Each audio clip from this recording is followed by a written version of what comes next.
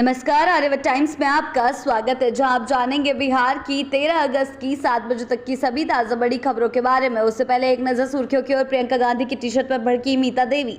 बिहार में प्रशासनिक फेरबदल, 12 जिलों में नए डीटीओ नियुक्त। बिहार के नाइट गार्ड्स की सैलरी दोगुनी। सीतामढ़ी में श्रद्धा पर चोट, ठाकुर बाड़ी मंदिर से करोड़ों की अष्ट धातु मूर्तियां गायब। बेगूसराय में शराब तस्कर का फिल्मी स्टाइल में अपहरण, 5 लाख की फिरौती की मांग। बढ़ते हैं खबरों की ओर विस्तार से। प्रियंका गांधी की टी शर्ट पर भड़की मीता देवी। बिहार के सीवान की मीता देवी कांग्रेस सांसद प्रियंका गांधी पर भड़क गई। दरअसल एसआईआर मुद्दे पर प्रदर्शन के दौरान प्रियंका गांधी ने वह टी शर्ट पहनी जिस पर मीता देवी की फोटो और नाम छपा था। मीता देवी ने कहा, मुझसे बिना पूछे ऐसा करने का अधिकार किसने दिया। विपक्ष का दावा है कि वोटर लिस्ट में उनकी उम्र कुछ साल दर्ज है, जिस पर मीता देवी ने नाराजगी जताते हुए कहा कि उनकी असली जन्मतिथि 15 जुलाई 1990 है और प्रशासन को गलतियां सुधारनी चाहिए। बढ़ते हैं अगली खबर की ओर। बिहार के नाइट गार्ड्स की सैलरी दोगुनी। जी हां, बिहार सरकार ने माध्यमिक और उच्च माध्यमिक विद्यालयों में तैनात रात्रि प्रहरियों के मानदेय जो है 5,000 से बढ़ाकर 10,000 रुपए प्रति माह कर दिया है। 1 अगस्त से लागू इस फैसले से राज्य के करीब 7,000 नाइट गार्ड्स को फायदा होगा। शिक्षा विभाग ने संकल्प जारी कर उनकी सैलरी दोगुनी कर दी है, जिससे अब वे स्कूलों में उपकरण और सामग्री की सुरक्षा के साथ और मजबूती से अपनी ड्यूटी निभा सकेंगे। बढ़ते हैं अगली खबर की ओर। बिहार में प्रशासनिक फेरबदल, 12 जिलों में नए डीटीओ नियुक्त। जी हां, बिहार सरकार ने बड़े प्रशासनिक फेरबदल में बिहार प्रशासनिक सेवा के 54 अधिकारियों का तबादला किया है। 12 जिलों में नया जिला परिवहन पदाधिकारी की तैनाती की गई है, जबकि पूर्णिया में अंजनी कुमार को नया डीडीसी बनाया गया है। समस्तीपुर में ज्ञान प्रकाश और सीतामढ़ी में डॉक्टर गजेंद्र कुमार सिंह नए नगर आयुक्त बने। इसके अलावा कई अधिकारियों को एसडीओ, अपर समाहर्ता और राज्य खाद्य निगम में नई जिम्मेदारियां सौंपी गई है।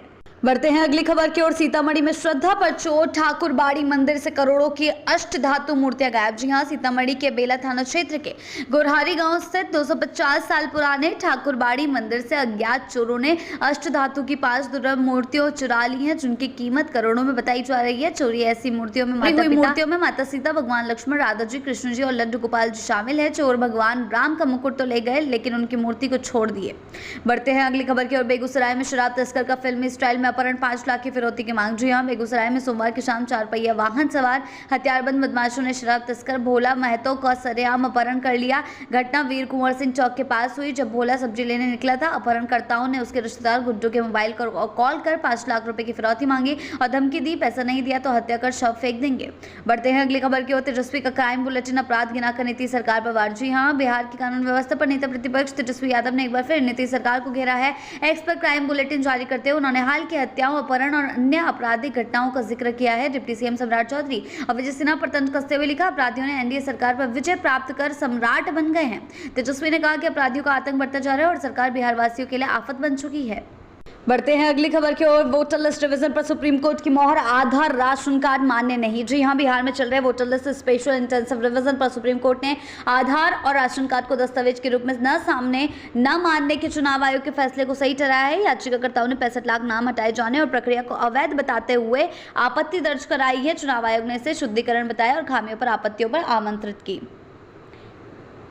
बढ़ते हैं अगली खबर की। बिहार का 5,000 करोड़ CSR मिशन नया पोर्टल करेगा कॉर्पोरेट सरकार का जोड़। जी हां, पटना में डिप्टी सीएम सम्राट चौधरी ने मंगलवार को CSR पोर्टल लॉन्च करते हुए घोषणा की कि बिहार में 5,000 करोड़ रुपए का कॉर्पोरेट सोशल 5,000 करोड़ रुपए का CSR फंड लाया जाएगा। इस राशि का उपयोग राज्य, समाज, पर्यटन और पर्यावरणीय परियोजना में होगा। उन्होंने कहा कि देश भर में CSR पर 50,000 करोड़ से ज्यादा खर्च होता है, जबकि बिहार में ये केवल 300 करोड़ है। नया पोर्टल सरकार, कॉर्पोरेट, एनजीओ और समाज के बीच पारदर्शी और सेतु बनेगा और रियल टाइम मॉनिटरिंग से राशि और गुणवत्ता में भी सुधार होगा। बढ़ते हैं अगली खबर की ओर। तेज प्रताप का चुनावी ऐलान, घोसी से गांधी यादव मैदान में। जी हां, आरजेडी से निष्कासित पूर्व मंत्री तेज प्रताप यादव ने अपनी टीम के बैनर तले आगामी विधानसभा चुनाव की तैयारी तेज कर दी है। पटना स्थित आवास पर आयोजित मिलन समारोह में उन्होंने जहानाबाद में समाज सेवी जयप्रकाश यादव और गांधी यादव को घोसी सीट से उम्मीदवार घोषित किया है। तेज प्रताप ने दावा किया कि उनके साथ जुड़ने वालों की लंबी फेहरिस्त है और कई दलों के नेता टीम तेज प्रताप में शामिल होना चाहते हैं। बढ़ते हैं अगली खबर की ओर। बिहार में शिक्षकों के ट्रांसफर के लिए हर जिले में बनेगी 8 सदस्यीय कमेटी। जी हां, बिहार में शिक्षकों के ट्रांसफर की प्रक्रिया अब और पारदर्शी और तेज होगी। राज्य सरकार ने हर जिले में 8 सदस्यीय कमेटी बनाने का फैसला किया है, जिसकी अध्यक्षता जिला अधिकारी करेंगे। ये कमेटी जिला स्तर पर शिक्षकों का तबादला और पदस्थापना करेगी, जबकि अंतर जिला मामलों के अनुशंसा मुख्यालय को भेजी जाएगी। समिति में शिक्षा और प्रशासनिक अफसरों के साथ ST, SC, महिला और अल्पसंख्यक वर्ग के प्रतिनिधि भी होंगे। बढ़ते हैं अगली खबर की ओर। बिहार में मुखिया और सरपंच भी जारी करेंगे डेथ सर्टिफिकेट, सरकार ने दी मंजूरी। जी हां, बिहार सरकार ने राजस्व महाअभियान के तहत बड़ा फैसला लेते हुए पंचायत के मुखिया और सरपंच को मृत्यु प्रमाण पत्र जारी करने का अधिकार दे दिया है। कई मामलों में रैयत और जमाबंदीदार की मौत वर्षों पहले हो चुकी थी, लेकिन प्रमाण पत्र न होने पर उत्तराधिकारियों को दिक्कतें हो रही थी। अब स्व घोषणा पत्र के आधार पर मुखिया या सरपंच सीधे डेथ सर्टिफिकेट जारी कर सकेंगे। बढ़ते हैं अगली खबर की ओर। बिहार में पहली बार 60 लाख उपभोक्ताओं का बिजली बिल जीरो आंकड़ा और बढ़ेगा। जी हां, बिहार में 125 यूनिट फ्री बिजली योजना का बड़ा असर देखने को मिला है। पहली बार राज्य के 60 लाख घरेलू उपभोक्ताओं का अगस्त महीने में बिजली बिल जीरो आया है। ऊर्जा विभाग का कहना है कि अभी और बिल जारी होने बाकी हैं, जिससे ये संख्या और बढ़ सकती है। मुख्यमंत्री नीतीश कुमार ने जुलाई में इस योजना की घोषणा की थी और कैबिनेट से मंजूरी दिलाई थी।